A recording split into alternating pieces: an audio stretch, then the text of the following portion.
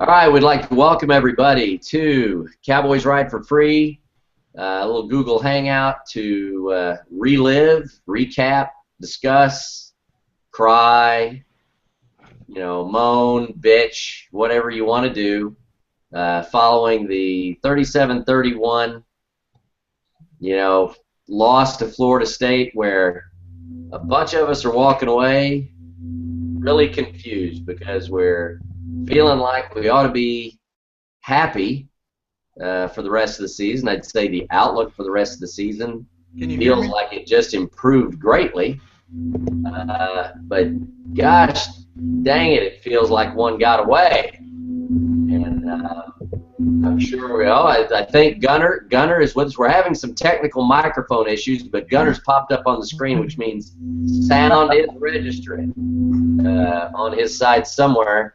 So hopefully he won't have to write, draw out signs or anything, because apparently none of us know American Sign Language. So hopefully, speak, Gunner. Can you speak? No? We're trying. It's not happening. Well, we're going to stay. Anything? Oh, there we go. What was that? Did we get it? We have a winner. We got it. We got it. We're good. We get it. We got it. We're good. There we go. So, anyway, so just to kind of get this thing rolling a little bit, Tyreek Hill, obviously the hype, I would say he lived up to the hype, although he didn't bust any long touchdowns or anything. He was definitely a contributor, whether he touched the ball or not. J.W. Walsh, a couple of critical turnovers that definitely contributed to 2 touchdowns for Florida State, and one especially was brutal at near the end of the game where OSU had them on the ropes. It looked like they could go down and score to take the lead and maybe win. Special teams was a struggle. A couple of botched snaps on the punt team. Grogan, of course, missed his first field goal attempt. Came back to make one. He did come back to make one. The initial start of the game looked a little wishy-washy, game plan-wise. So if I start with you, Colin, you mentioned that you felt like Hill was actually more effective when he was on the field, but not getting the ball.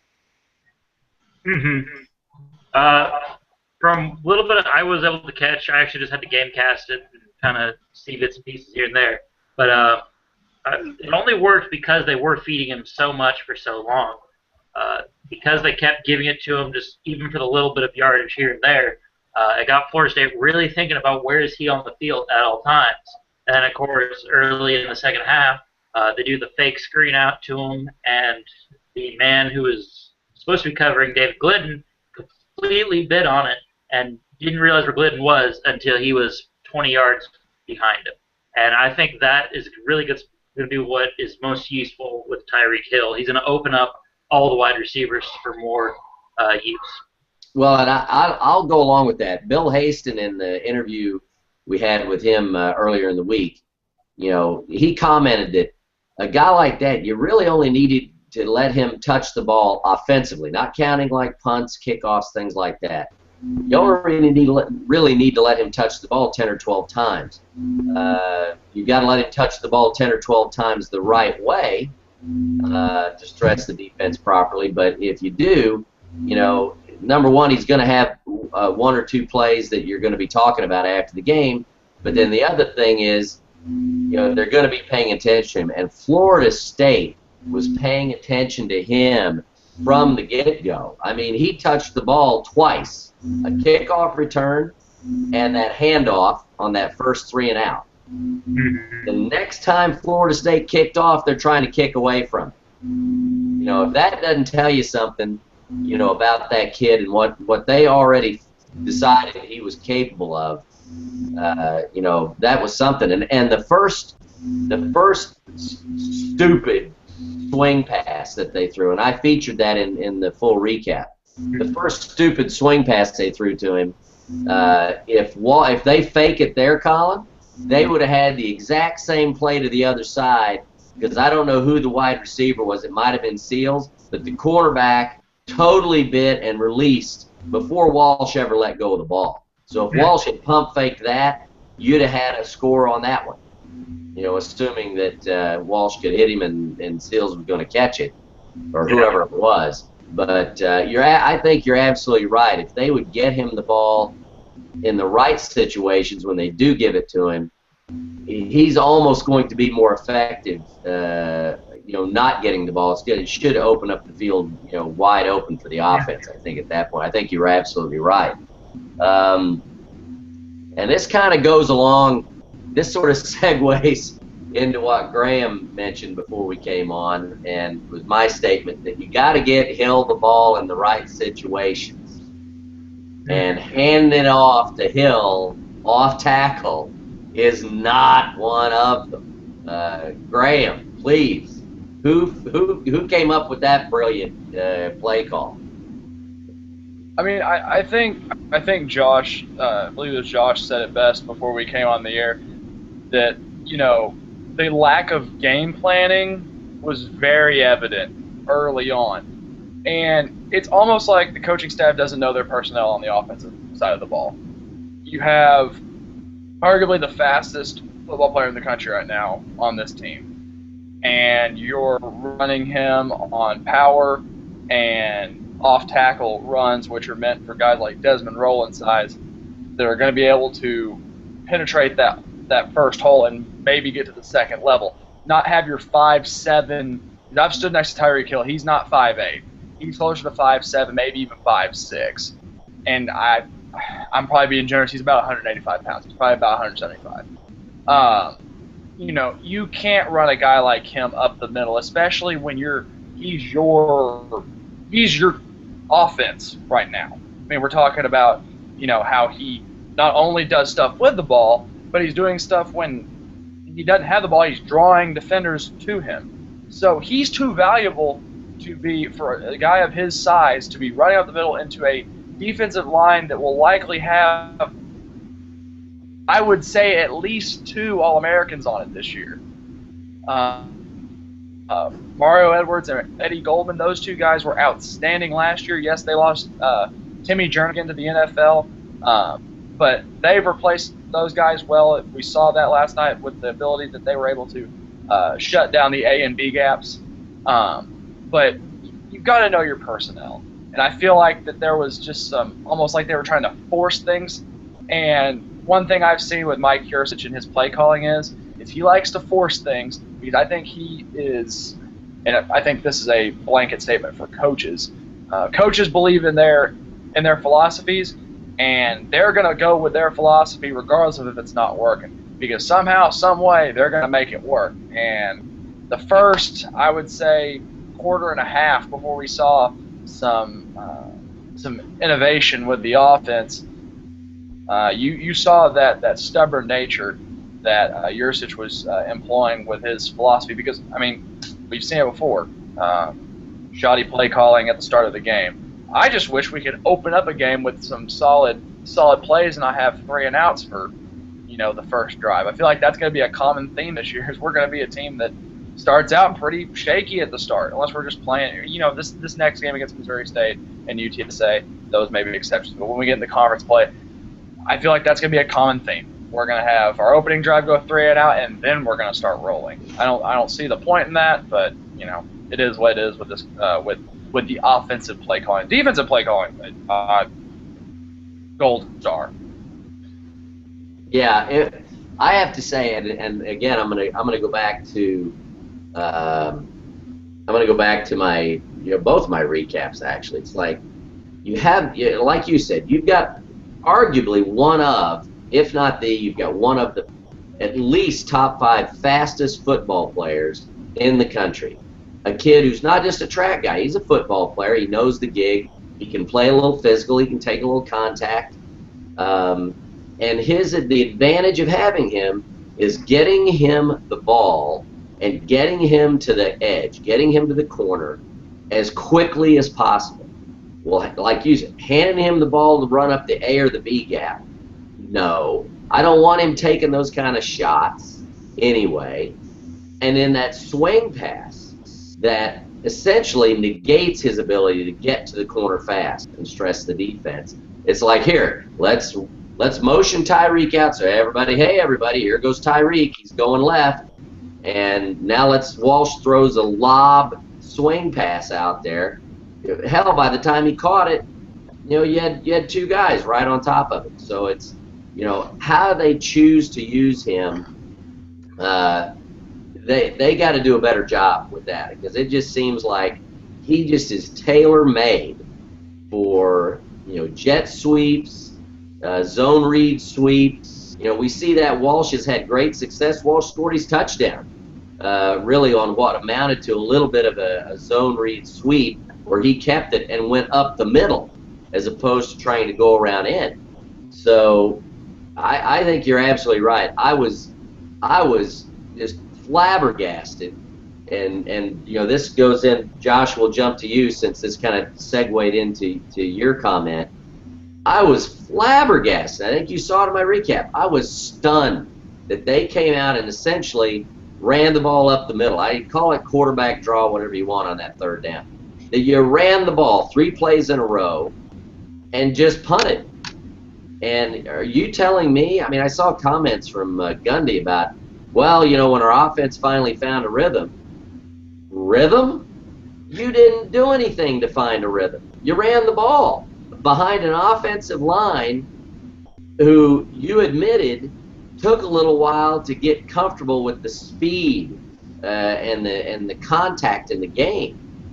I would have immediately come out and gone wide or thrown deep or something, just to let them get a feel for the game where there wasn't a pressure on them necessarily to open holes. I mean, Josh, I'm with you. I was shocked at the first 2 series, really shocked.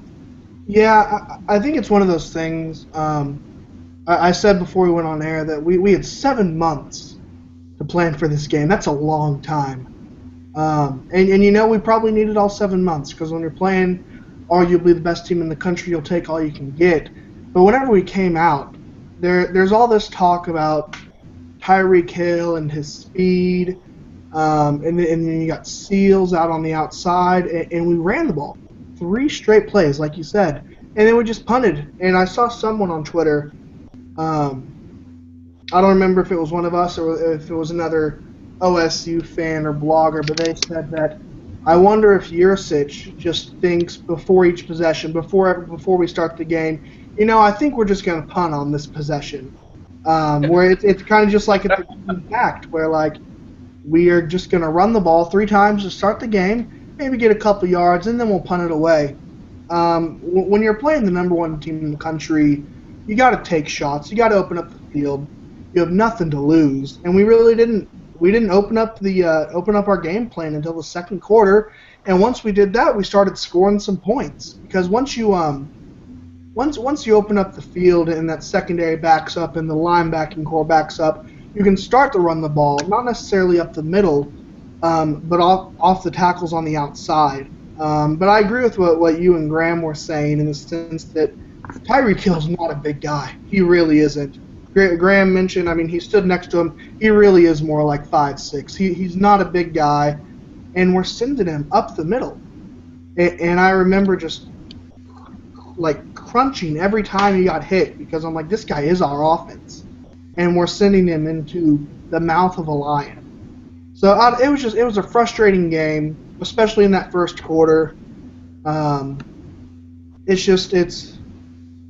one of those things where that's what Yurcich does, where, I mean, he's going to run his philosophy whether it works or not, and that's just how it's going to be. So yeah, it was tough. I mean, you've got a guy, it's just no more important than what we saw in this game. Give him a chance. We saw in a couple of kick returns, all right? Give him a chance to outrun a guy to the corner, to the side. Let him, give him time to get 2 or 3 steps and get his speed, where he has a chance he's going to beat people to a point. You know, if he's running to spot A or spot B, and you give him a chance to get to speed with a little space, he's going to beat people to that point. And we saw it even in the passing game. He did a little crossing route. And it was like, I mean, he's a slot receiver. He comes across the middle. There's nobody covering him. He makes a cut. He's gone. He's gone. You know, there's nobody covering him. You could hit that pass. God forbid he'd take a shot over the middle, but, you know, from a linebacker or a safety or something. But that's one of those deals where who the hell's going to cover the guy? You know, at some point, he's going to get away from him because they can't keep up with him. So, yeah, they've got to do a much better job. You know, Gundy's talking about them finishing a game. Let's do a better job of starting the game, because that was really to come out against the #1 team in the country, spot them 17 points. Spot them 17 points. I said here, I had a guy sitting here. He's a buddy here, and he does. I don't know if you see these like retrospectives on the Big Ten Network. If you've ever seen them, like, you know, Michigan State of some year, or Purdue of some year, or, you know, Illinois of some basketball season. They do those retrospectives. He had a partner film those, so he's breaking down film all the time. So he came over to watch the game. Wife wanted nothing to do with it, so she took the kid. They all went downtown and watched Rio or something like that. So we're sitting there watching the game. And the first two series, we get to the, you know, he was like, oh, God, that looks scared. They look like they're afraid to make a mistake. And then they came out the second series. They got pinned deep, all right, and the special teams had a little bit of a whiff, and that'll lead us into Gunner's comments.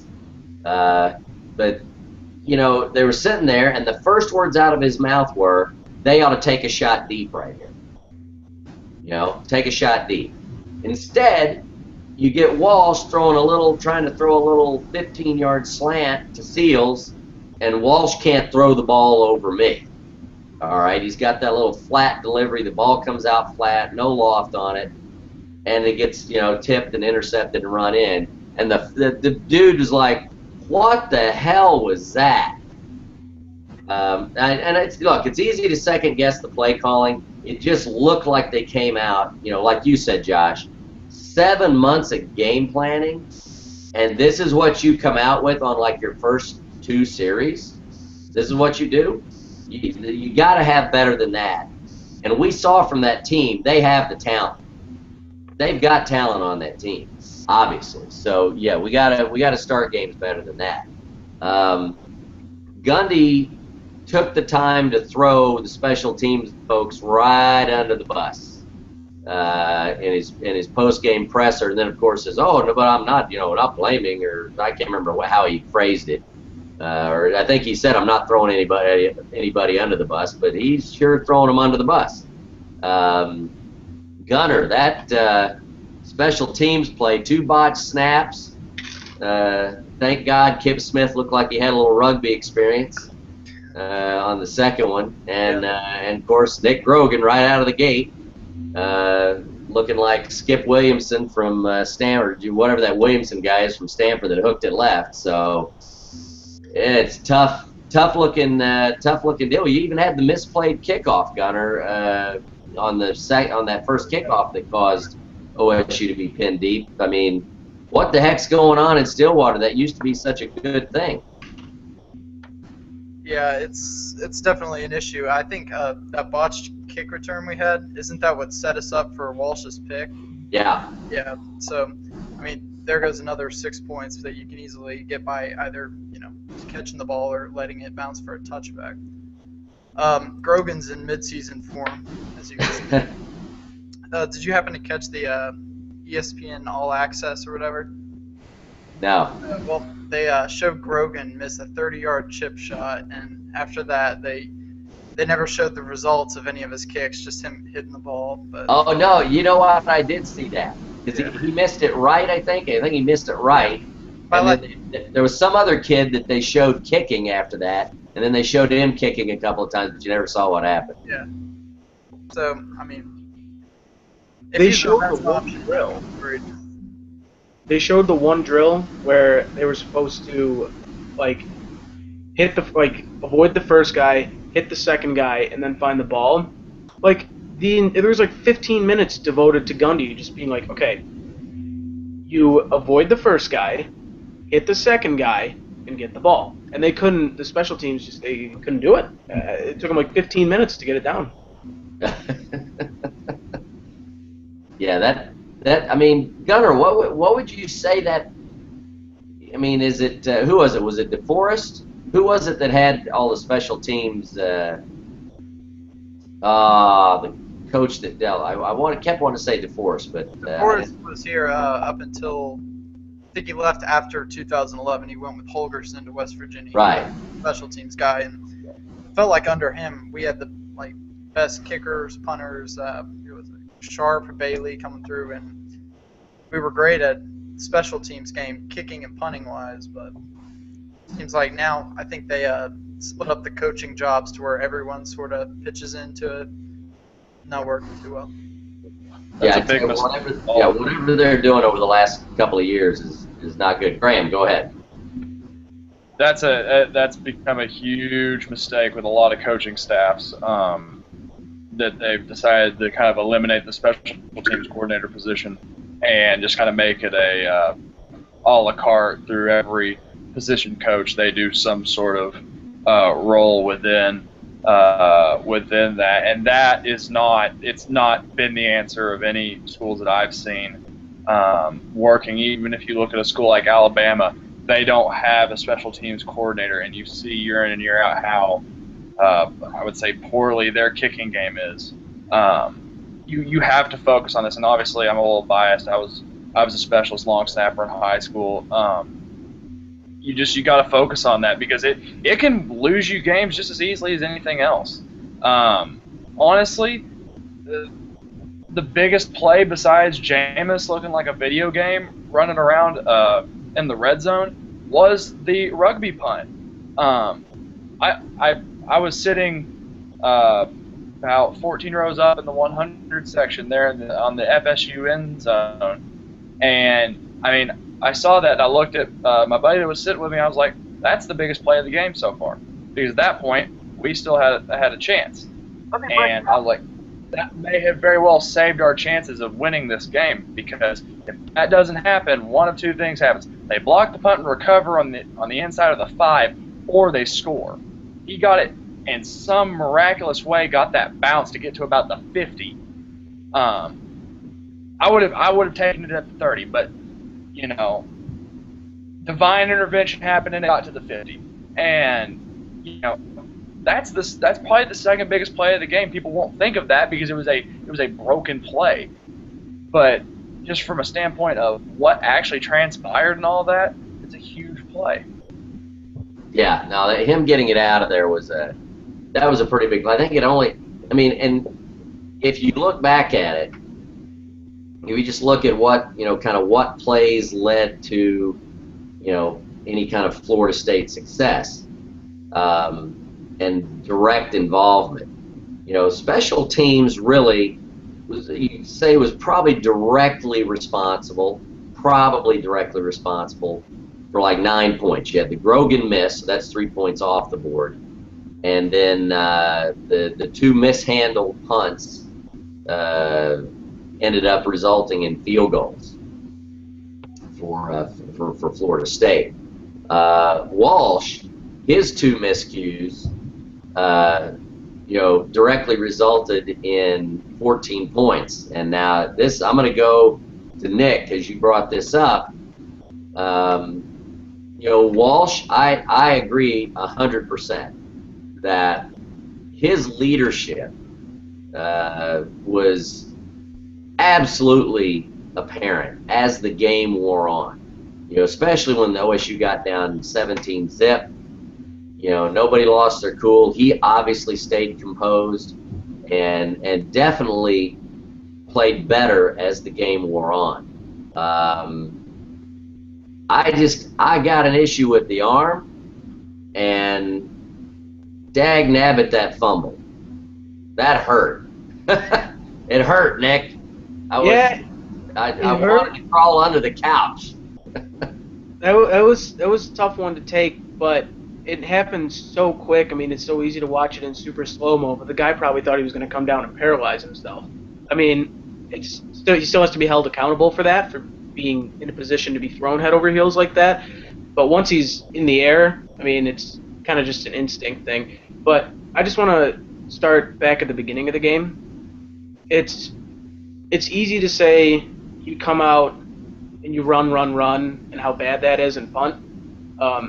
But if you go out and you throw the ball and Walsh isn't having success throwing the ball early, you get into his head. And if you don't have a sure quarterback situation, the last thing you want to do is take him out there and throw him to the wolves. You don't know how that offensive line was going to be able to hold up if he's waiting a long time for a play to develop so he can get a deep ball. You don't know if Mario Edwards is going to eat him by the time anyone gets open. You don't really know what you're dealing with anymore. You have Seals and Glidden on the outside, and you have Walsh, your quarterback, who is a direct witness, who was a beneficiary of what happened last year to Clint Chelp, go out, have one bad series, sit on the bench. I just thought he played better as the game got on, and he knew that he wasn't going to be pulled off the field, and he needs to be held accountable for what happened early in the game, that awful pick six, and that fumble even later in the game. But the thing is I don't think those things are going to be happening anymore now that he kind of realizes, like, now that everybody just has a better feel for the team. They said it during the game last night, we lost more Lettermen than any other team in the Power 5 conferences. I don't think anybody really knew what to expect last night, and if I'm Yurcich, and I'm going to come out and you could throw the ball right away with an unproven quarterback, or you could run the ball more bread and butter, which is what it was last year, I guess. I don't really know what I'm trying to say there, but like we ran the ball much better last year than we threw the ball, and that's where I would have started. I wouldn't have come out slinging with Walsh because he gets 3 incompletions. He comes to the sideline 0 for 3. Might be a sack in there. He could be strip sacked. He could have, like, I don't know. I just thought he played better as the game went on. He just looked sharper. He looked like he had more awareness as the game went on. I still think there's a lot of room to improve. I'm not saying by all means that he played excellent, but he really had limited stuff to work with, I guess. Yeah, I mean, I go along with that. You don't want to come out in a big game and just start slinging it around. Absolutely. I wouldn't disagree with that at all. I think I go back to Josh's comments. I would put this on the coaches. If you see these kids, look, you're going to go into a game. This isn't a scrimmage. All right? This is your first game of the season, national TV. You've got to make presumptions based on practice, what you're going to do, and you got to go give it a shot.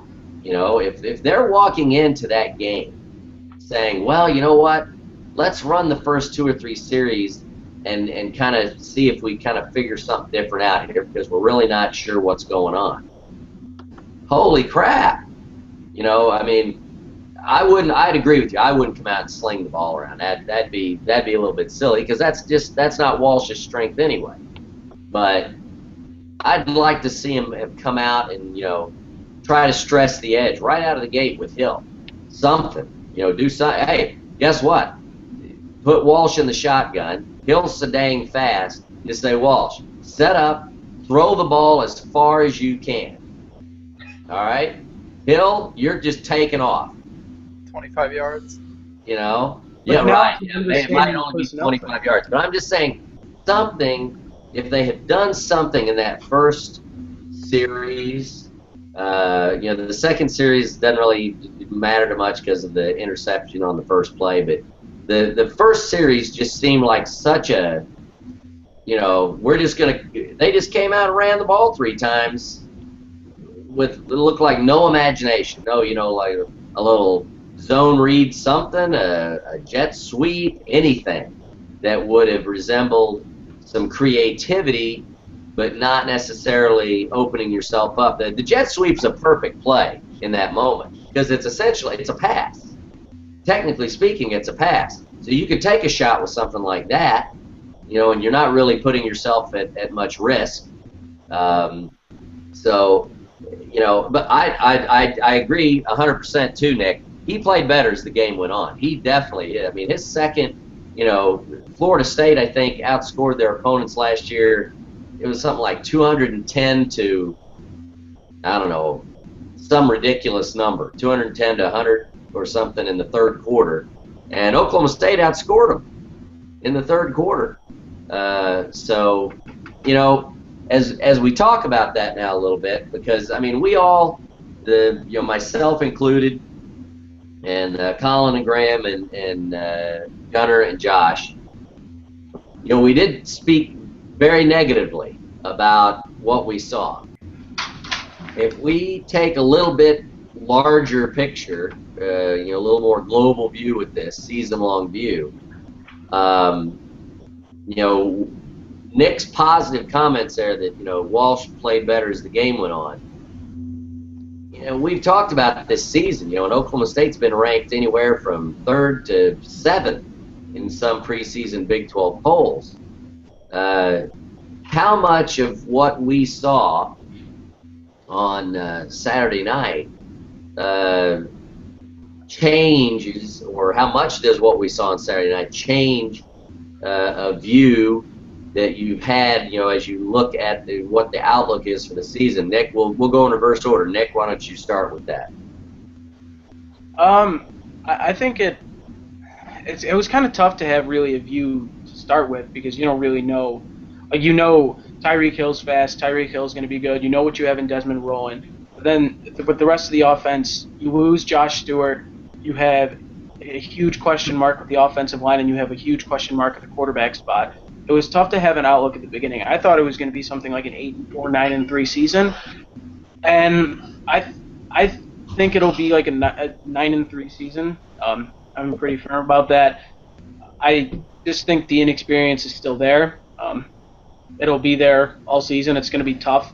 I think some games that I would look at would be like at Kansas State would be one where this team might trip up a little bit, and either Baylor or Oklahoma, or maybe they lose both of those and win Kansas State. I just think we're going to go 9-3 and we're going to get ourselves into a nice bowl game. But I think it brightened the outlook, because you saw on defense some guys step up who weren't really huge contributors last year, like Emmanuel Ogbah. He played great last night. He had 4 sacks all of last year. I believe he had 2 just last night. Then you saw Jacobs, the linebacker, come up with the interception. And the only thing that bugged the hell out of me on defense that might be a long-lasting problem is that Ashton Lampkin is just, if he gets beat, he's just going to grab someone's jersey, like, right away. Like, he won't give himself a chance to recover. I think, what do you have, like 3 holding penalties last night? It was like, I mean, I don't know if that's a game plan thing necessarily, or it's a scheme thing of putting him in a position not to get beat so often, but you are playing one of the best receivers in the country, one of the best quarterbacks in the country. So I think the outlook is pretty good. Even if we stumble a little bit here or there, I think we'll still be a factor in determining the Big 12 race, even if we don't win the Big 12, I guess, by putting big games up against Baylor and Oklahoma, knowing that they're not just going to be able to walk all over us. All right, so you're kind of sticking. You're pretty much sticking with your initial outlook of, say, a 9-3. You'd be comfortable with that still. Okay. Yeah, but I just wanted to say that 9-3 I thought was like the higher side coming into this year, but now I think that's easily attainable. I think that's actually part of the lower side now. Okay, interesting. Gunnar, how about you? At first, I was thinking maybe 8 wins could be with a bowl, maybe 9 wins with the bowl game. But now, I come back and look at the schedule, and now it just completely changes the way you look at it. Kansas State certainly looks a lot easier than it did, assuming it's a day game or something. So really, now the major things ahead of us would be OU and Baylor. But I think it completely changed my outlook, and I mentioned something about how this is like the most excited I've ever been after a loss, because it raised my expectations for the season, adding a win or 2 to the final. Do you guys think that if we go 11-1, and I kind of posed this in an email last night, but didn't get a ton of responses, that if we go 11-1 and win the Big 12, that do you think we get that 4 spot Yeah. into the playoff? Depends on what the It would really depend on who else Yeah. would be going close to undefeated, either 11-1 or 12-0. It also depends on how Florida State does. If Florida State goes undefeated and gets that one seed in the tournament, then if we go 11-1, and let's say Michigan State goes 11-1, or whoever else insert team XYZ, I think we'd have a good case for it, but only if Florida State proves that they're still a contender this year. Yeah, I'd kind of go with that. I think another part of that that's got to happen would be that OU needs to remain undefeated until we beat them. I think OU's got to stay up there. If we go after that game, if we stay undefeated until we play OU, we'll get up there in the polls. We'll be high enough that if OU's occupying a spot and we beat them, you'd have a pretty good shot at it. But I agree, Florida State I think's got to stay undefeated in that. Josh, what's season outlook for you? Did anything change for you? A few weeks ago, I said 8-4, and I think I'm going to stay at 8-4. I just really don't think that we're going to beat. Or I guess a better way to say it is that we're going to lose 3 games out of the 4 big ones, maybe even 5 if you consider Texas Tech a difficult game. But I consider Texas a difficult game as well. I really like what Charlie Strong is doing, just from what I've heard. Texas always has a talented team, but we have them at home this year, don't we? It should be, yeah, it's at home. Yes. But I think we lose to Baylor. I think we lose to OU, and then I think we lose either 1 out of the 3 between Texas Tech, Texas, and then K-State.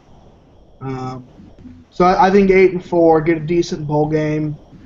I'm not overly optimistic about the season. I think, though, yesterday made me more confident that we could go 8-4 because, like Nick was saying, 9-3 was like the ceiling. That was like a best case scenario. I think 8-4 was probably my best case scenario, and I think 8-4 is pretty easily attainable now. I just think the Big 12 is pretty good this year. 1 through 6, it's 1 through 7, it's pretty good. So I don't know, we'll see. So you're kind of sticking to what you thought the number would be on your high end. Graham, anything change for you? Yes and no. I would say for about 3/4 of the offseason, I've had the prediction of about 9-3. You can interchange those two Baylor and Kansas State road matchups. Honestly, to me, last year struggled with K-State at home. I honestly think we have a much better chance of beating Baylor at Baylor than we do beating K-State at K-State because just from a maturity standpoint, that's going to be a game that it's a trap game. It's what it is. Baylor, I think maybe it's just because of what I've seen in the last year with Glenn Spencer, but I have the utmost and almost blind faith with Glenn Spencer's game planning, especially with teams that have a high-octane offense. That I'm not necessarily worried about Baylor.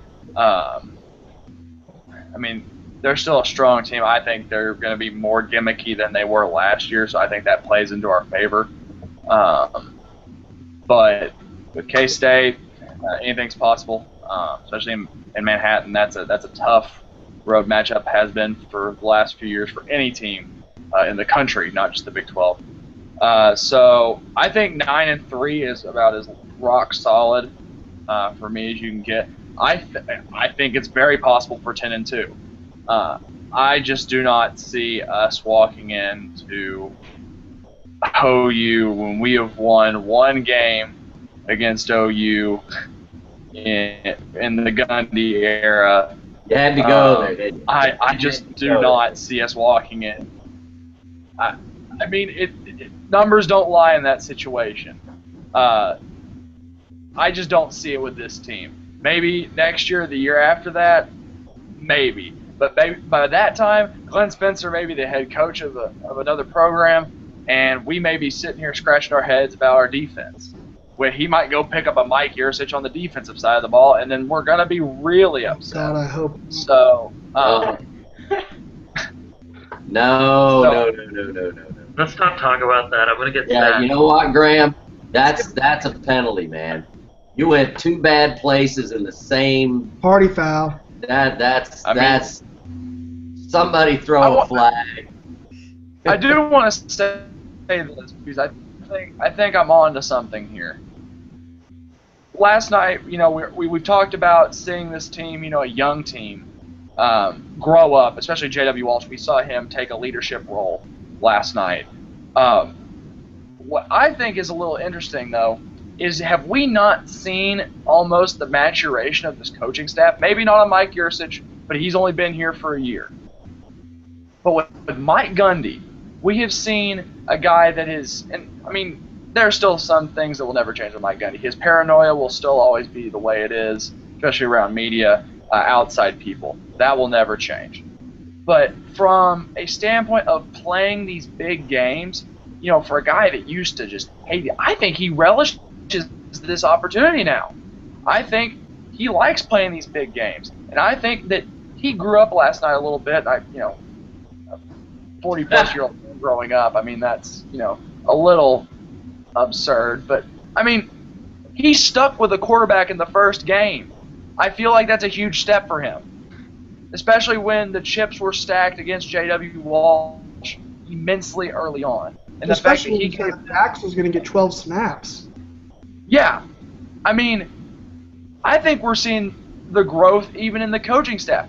So that makes me even feel even more confident than just seeing a bunch of young guys playing well.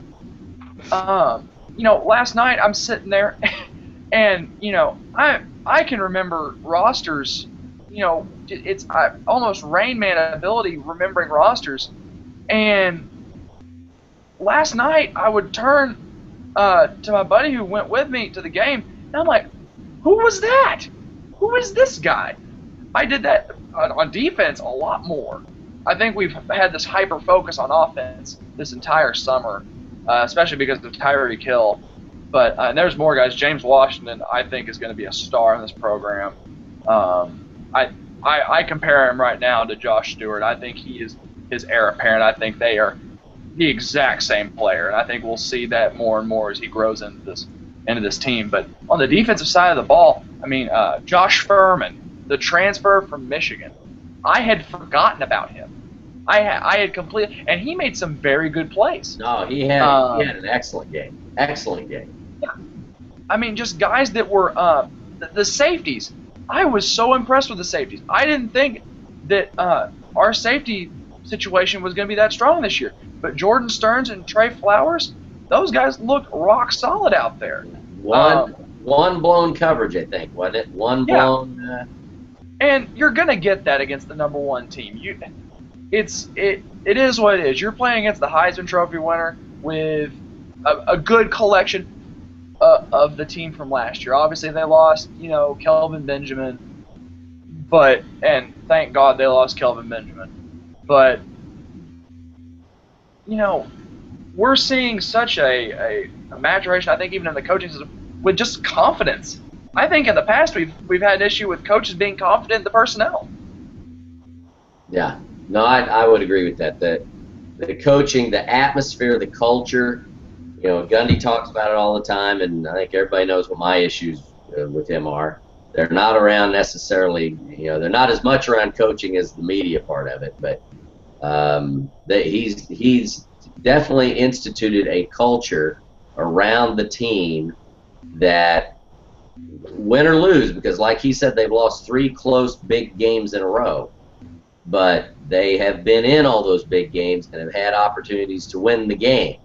So they got to get over the hump with that. Oh, But yeah. they've definitely, I think, coaching wise, they've figured out how to get the kids prepped and at least ready to play. And as Gundy likes to say, go out and compete. So Colin, what about you? Did anything change for you after the game? All right. Well, one thing I was thinking about Friday was I forget who it was that wrote the article, who was basically saying we don't know anything about this team. As far as we're concerned, Jack Scarman is the second coming of Brandon Whedon. All of our wideouts can start in the NFL right now. Our defense. That was me. Yeah. I was thinking about that going in, and it's just like, well, it's time to see if any of that has any value to it. And for the most part, I feel like our defensive line did a great job of shutting down their running game. I have the stat sheet pulled up here. They had 106 rushing yards from 3 carriers, including Jameis Winston, but that count for sacks. That's a little confusing with that. But still, a lot of people were talking about how good Florida State's running game would be this year. And I don't know if it's our defensive line and linebackers are that good or if they're a step back. But definitely from what we saw from the D line, they are here to cause some havoc this year. And same thing with the linebackers. I'm not going to go ahead and say they're a step above last year's linebacker core because it may be hard to top last year's linebackers. But definitely they can hold their own. And same thing with the safeties and DBs. I would like to see if Ashton Lampkin does improve his one-on-one play, though, because like Graham said, or whoever said it, whenever he got beat, he would just grab a jersey and try to slow him down and always get caught on that. But he has an immense amount of talent, I think, and he just got to get some confidence in himself and come back. That's kind of how I felt on the defense side. Offensive side, I feel like this year, as far as the offensive line goes, will be a lot like last year, as in it'll take a couple games for them to find their identity as a line. But I feel like they're going to do it a lot better than they did last year. Wide receivers, got a lot of hope for them. I felt like we didn't really get to see a whole lot from any one receiver because I have a stat sheet pulled up here, and 2 yards, 5 yards, 5 yards, 26, 29, and then Glidden and Hill had 74 and 62 respectively. And the big one for Glidden was, of course, the 55-yard touchdown. So I think it'll be interesting to see who really emerges from the wide receivers, and we haven't seen that yet just because they were coming out against a defense that was ready for that passing attack. Now, what I'm really excited for this season is our run game. Okay, I'm a huge fan of the option run, and luckily J.W. Walsh gives us a lot of options within that. And I think we're going to see an emergence of a running back style like we saw with Joseph Randall and Jeremy Smith and Rennie Childs and Desmond Rowland. Because while Desmond Rowland was our go-to guy last year, we were using Rennie Childs a lot more, and he's looking a lot like Joseph Randall. And Desmond Rowland's looking more like the power back we saw in Jeremy Smith. So I'm really excited to see how that unfolds. And then, of course, J.W. Walsh. Of course, his running game is strong. His passing game will be interesting to see if he just gets some confidence in it so he can start exploiting defenses more with that. Okay, so what are you feeling like? Did your outlook change at all as far as what you think the potential for the team is this year? Oh, definitely. Going into the season, I thought right now from what we knew and what we didn't know, I thought we're a 6 to 8 win team, like 8 wins, maybe 9 with the bowl game. But after that, I feel like we're now an 8 to 10 win team where 8 is our lower limit, and then it's just all up from there. Yeah, I'd say, for me, I would, at this point, I'd get away from saying that worst case scenario, because I think I mentioned it before, the worst case scenario, you could see a losing season, or you could see Oklahoma State really struggling to get bowl eligible. I'll get away from that a little bit. I'd say on the upside, I agree. I don't think 10-2. If the team really performs well, I don't think 10-2 is out of the question. Yeah, I agree. I think it was Josh. I think that stretch of games to end the season, that 5-game, 4-game stretch to end the season with K-State, Texas, Baylor, and OU. I'd be tickled to death if they went 2-2 through that stretch.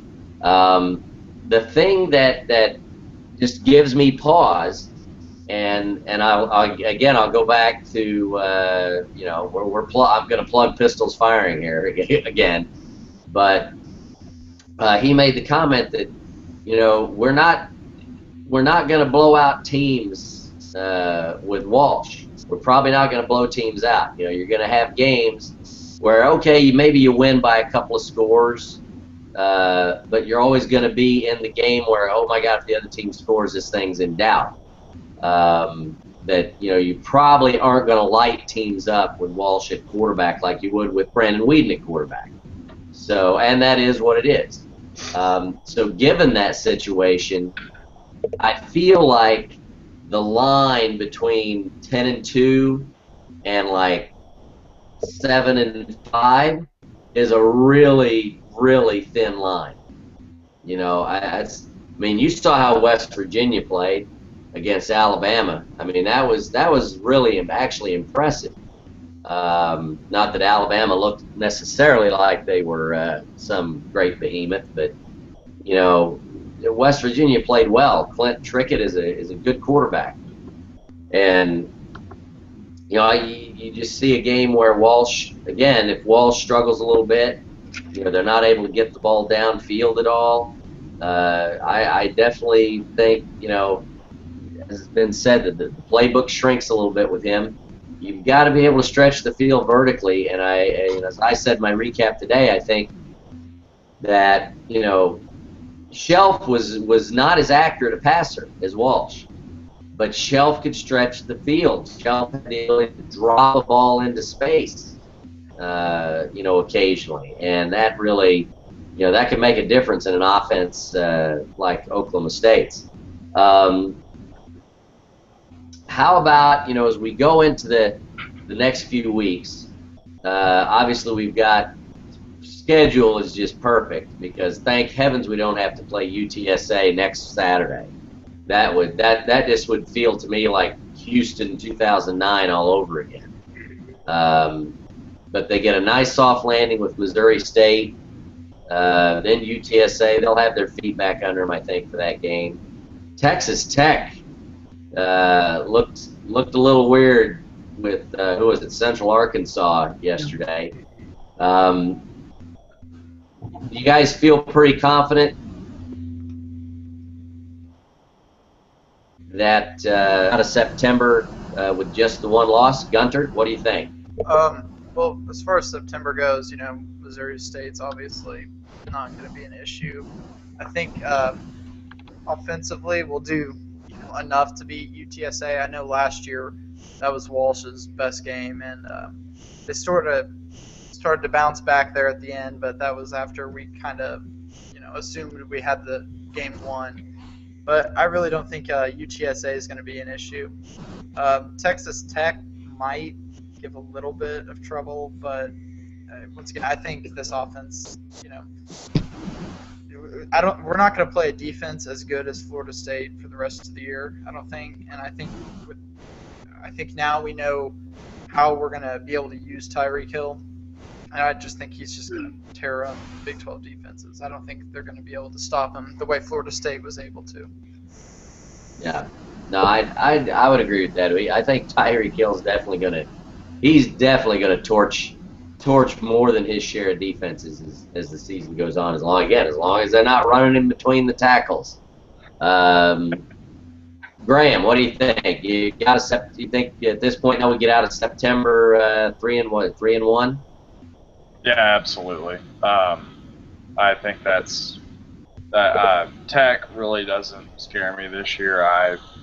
They don't have anything that just jumps out at me as a huge threat.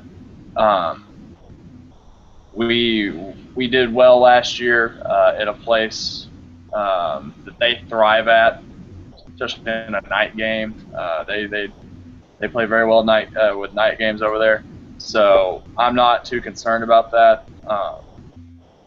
It's just going to be carrying that momentum into the next month because you start kind of creeping into that. At the end of October, you're getting into some big ball games, and the schedule actually works really well for this young team. Even if we had taken a serious blowout last night, you got your lick early, and then you got a very almost steady progression to your hardest point of the schedule. I would say the hardest team on the schedule is Oklahoma. So I'm feeling pretty good. I think this team is a lot more mature than a lot of people will give them credit for because of how many young players. I'd have to look, but there was an absurd number of freshmen that played 14. last night. 14 freshmen saw time last night. Yeah, you don't see that. And usually when you do see that, that is a project team that is good for maybe 2, 3, 4 wins in the entire season. We're talking about a team that has the potential of winning 10. So, that speaks very very largely on what this coaching staff is able to do. But I'm very confident we can get out of September with that. Barring injury, that will always be the catalyst of all things bad, our injuries. Hush. So Hush stay healthy. Twinkie is listening. Stop. Don't. I'm a realist. Don't. So, Josh, what do you think? We get out of September 3-1? Yeah, I think it's one of those things where Missouri State obviously doesn't scare anybody. UTSA is not a bad squad. I don't think they beat us, but I mean, we're not going to walk in, or I guess it's a home game, isn't it? Yes. That should be a home game, right? Yeah, it is. It's a night game. We're not going to lose at night at home against UTSA. And I'll say the same thing for Tech. If it was in Lubbock, I don't know if we win, but I mean, it's at Boone Pickens. It's going to be a night game. It's a Thursday night game. But I mean that should mean it's on ESPN. So I mean, usually we play well whenever we play on national TV. So I'll say we get out of September 3-1. Not too worried about it. I think we'll struggle more against UTSA than we will Tech, to be honest. That's interesting. That wouldn't surprise me either, because I think UTSA is definitely underrated. It's going to be interesting because they play. I think they've got Arizona this coming weekend, so it'll be interesting to see what happens there. Colin, what do you think? We get out of September 3-1? Oh, did we lose Colin? We might have lost Colin. Nick, we get out of September 3-1? We get out of September 3-1, and I think we get out of October undefeated for that month too. I think we go. I know I said 9-3 earlier. Like I said, I thought that was our lower end. I have the schedule pulled up right here in front of me. Give me 1 second. I think we go. I think Kansas State, as much as it is a trap game, I think we will get through Kansas State, and then it's Texas, Baylor, Oklahoma, and I'm not. I don't know what happens there. There's a lot of time in between now and then, but I don't think UTSA or Missouri State pose any threat. Texas Tech could be dangerous because they historically have always started out like 7-1 and just finished like 7-5. Iowa State got eviscerated by North Dakota State, so I don't even think that's not gonna be tough. Kansas is Kansas. TCU still can't figure out a quarterback. West Virginia looked good, but we also looked pretty good. So I think that, and that's a home game for us. Now you have that trap game at Kansas State. I think we're looking 8-1 down the road. Yeah, I think we should get out of. If we can't get out of September 3-1, then we're gonna have to revisit all of our raised expectations here, but yeah, we should get out of here 3-1. I'd say really, I mean, for me, the first game that could potentially present a real issue could be TCU, but based on what I've seen, of course, again, like you said, Nick, there's a lot of time between now and then.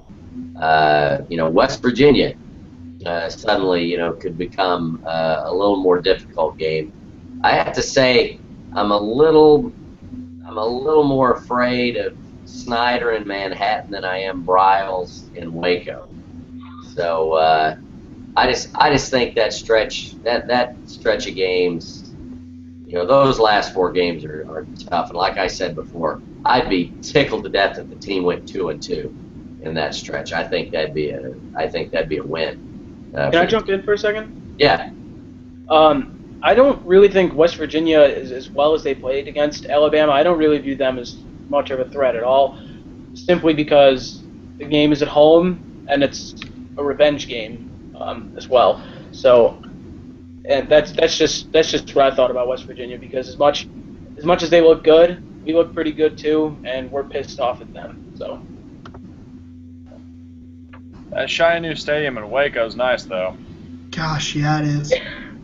And that big new shiny statue of Bob. the Bob statue. How about that? Bob Griffin has a statue and Barry Sanders doesn't. That's just silly. So the question, Colin, you stepped away real quick. You agree we get out of September 3-1?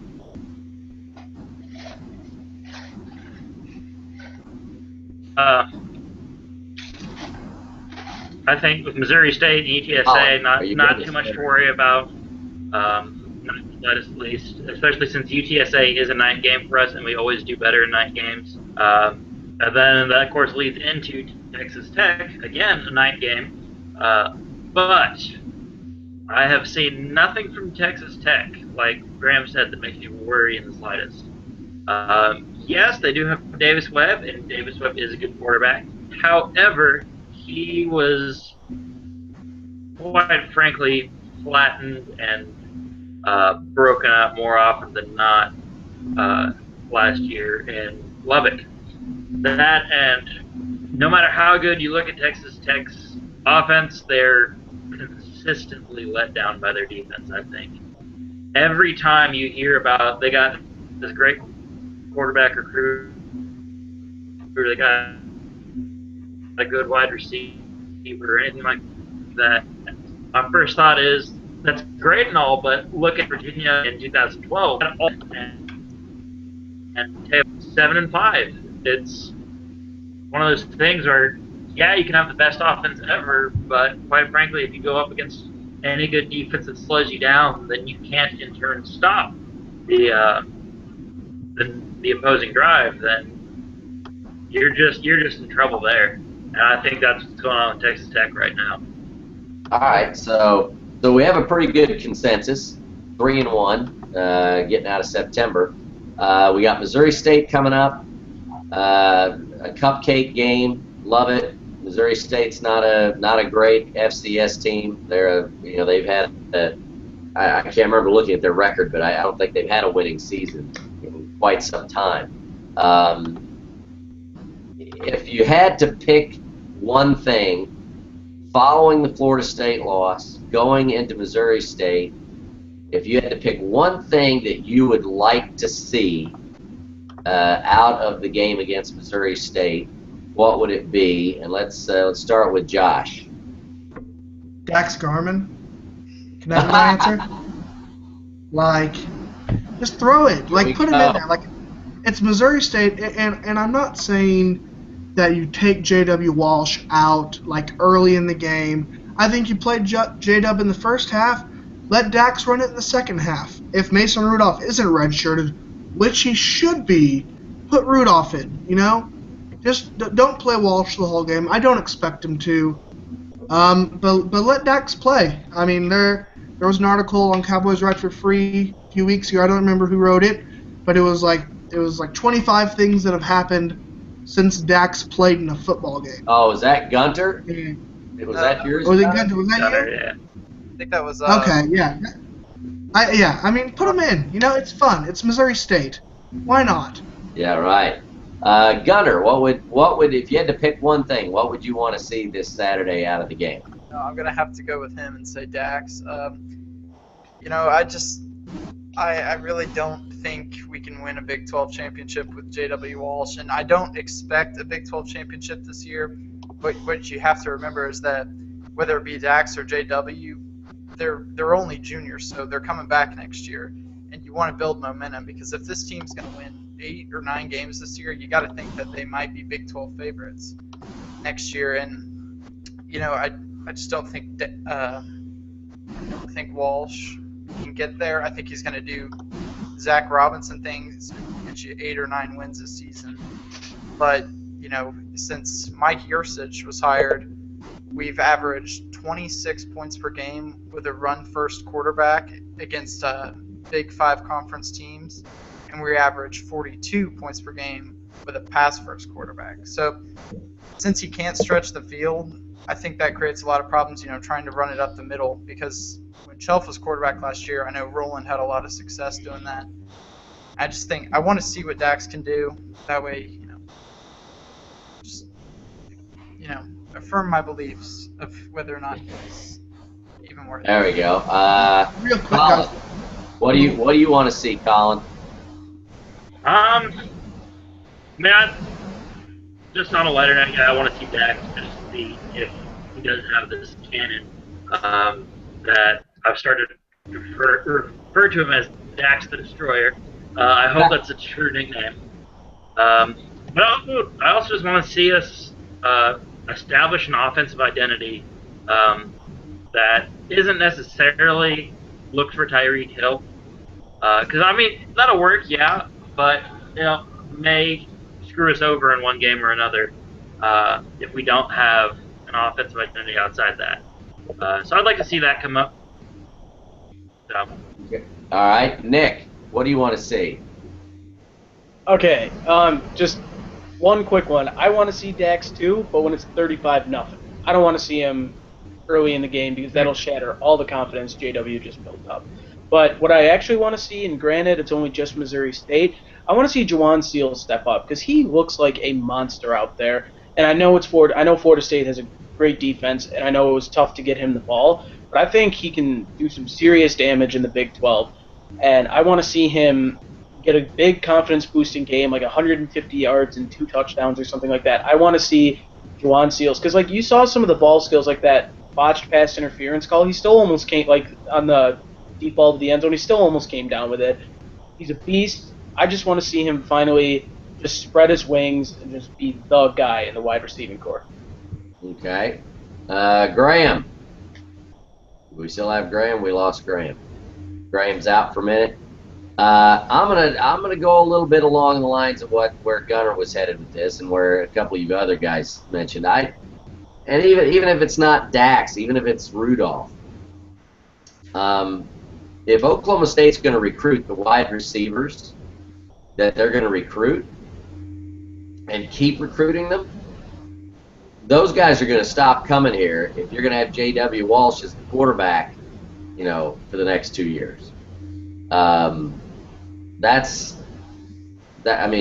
season and next season. I agree 100% with Gunner. It doesn't hurt that your quarterback has some wheels, but he doesn't have to have the greatest wheels in the world. Look at Brandon Whedon. Just protect him. Give him time to throw the ball. So I agree. I'd rather see in this offense. I think the offense is much better off having a quarterback. If I had to err towards having a better arm versus better legs, I would definitely go to the better arm. If you've got all these guys to throw it to, then by all means get a guy who can throw it. And I like J.W. Walsh, and we agree he played better. But the playbook shrinks, and he can't stretch the field. And it just, something's got to happen. So I think I'd like to see, I definitely want to see something out of one of the other two guys, and I'd go along with what Josh said. I'd prefer it to be Dax. Would love to see Rudolph redshirt, not burn that. You could have a really interesting spring next year if Kolar honors his commitment and enrolls early. You could have a really interesting spring. I'd say that's about it for all the excitement here. I want to give another shout out to Kyle at Pistols Firing. We've had our fun poking our throwing jokes and busting on OSU media and sports media and the athletic department for the apparent stranglehold they try to keep on information that comes out. And we've requested credentials a number of times and have not met with agreeable responses ever, which doesn't necessarily shock us. But I'm listening to the Gundy press conference on Sunday, after the game on Saturday, sorry. And the last question, I about fell out of my chair when I heard Kyle Porter, CBS Sports. And I thought, there's got to be people in the sports media and athletic department just chewing on pencils or something. Because if there's somebody that's probably more reviled than us over there, it's him for that whole uniform unveiling fiasco they had a couple of years ago. So I just got to say that was cool. One of our fellow bloggers we're always trying to have information. We always try to give good info, and having access is one of the things that helps in doing that. So it was good to see one of our fellow blog mates get a chance to actually be a real live press person in the room and get to ask Gundy a question that he actually answered very respectfully. So anyway, thanks to Colum, Graham, Gunnar, Josh, and Nick. You guys stay with us this week. We'll have a lot of good content on Cowboys Ride for free, and we'll see a little bit of Dax Garman on Saturday against Missouri State. Everybody have a good week. Go Pokes. Thanks.